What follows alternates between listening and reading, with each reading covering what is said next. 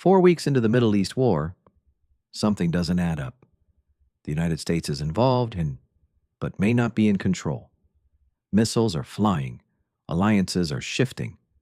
The battlefield is expanding fast. But this war isn't just about firepower. It's about control. And right now, control appears to be slipping. To understand why, you need to see how modern wars are actually fought. Every war operates on 3 levels: strategic, operational, and tactical. At the top is strategy, decisions that shape the entire conflict. In the middle is operation, how campaigns unfold across regions. At the bottom is tactics, where actual battles are fought. Control all 3, and you control the war. Lose even one, and things start to fall apart. Right now, the balance across these levels is shifting, and that shift is changing everything. The biggest problem isn't just combat, it's lack of clarity. Unclear objectives lead to unpredictable outcomes, and unpredictable wars are the most dangerous because they escalate faster than anyone expects. That's exactly what we're seeing now. A conflict growing beyond its original scope, pulling in more players, more risks, more consequences, and no clear end in sight. So where is control actually being lost? Let's start at the highest level: strategy. At the strategic level, one thing matters most: energy flow, specifically control over global oil supply routes. One location dominates this entire equation: the Strait of Hormuz. Nearly 20% of the world's oil passes through this narrow passage. Control it, and you influence global markets instantly.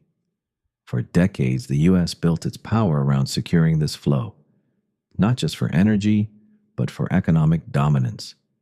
Because oil isn't just traded, it's traded in dollars.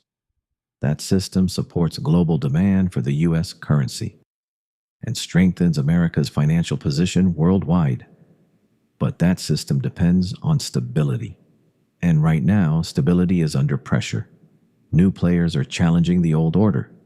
Alternative trade systems are emerging, and control over key routes is being contested. If that control weakens, the consequences go beyond war. It affects currencies, markets, and global influence. That's why this conflict matters far beyond the region. It's not just a military issue, it's a strategic turning point, and the outcome could reshape global power dynamics. Which brings us to the next level: the operational battlefield.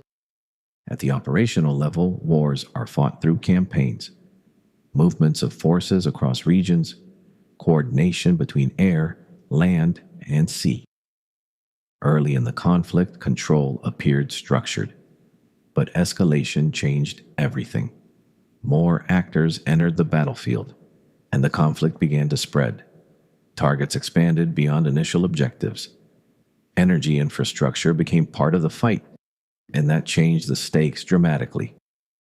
Because now, it's not just military, it's economic warfare. Each strike creates ripple effects across global markets and raises the risk of wider escalation. Coordination becomes harder, objectives become less clear, and control becomes more fragmented.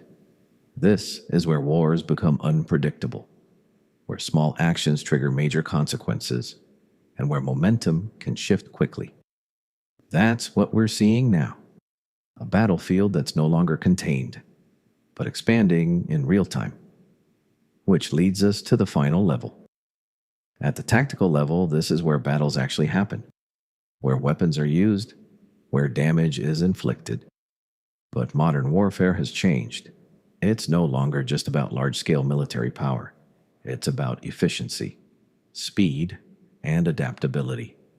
Drones are now central to combat: small, fast, and difficult to stop. Missile systems are more precise than ever, capable of striking from long distances.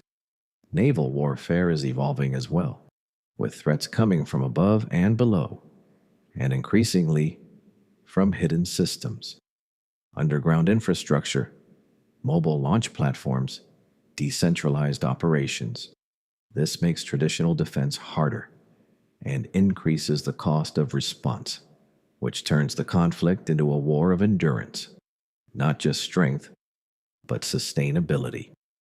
And that's where things get complicated. Because war today isn't only physical, it's also informational. Narratives shape perception, and perception shapes global reaction. Every message matters. Every statement influences the outcome. Inconsistent messaging creates confusion and weakens credibility. While clear messaging builds influence, this battle is happening in real time across media platforms and governments, and it's just as important as the battlefield itself. So, what does all this mean? It means this war is far from simple, it's layered, complex, and constantly evolving. Control isn't fixed, it shifts, and right now, that shift is ongoing. The real question is no longer who started it, but who can actually control what comes next. Because the answer to that will define the future of global power.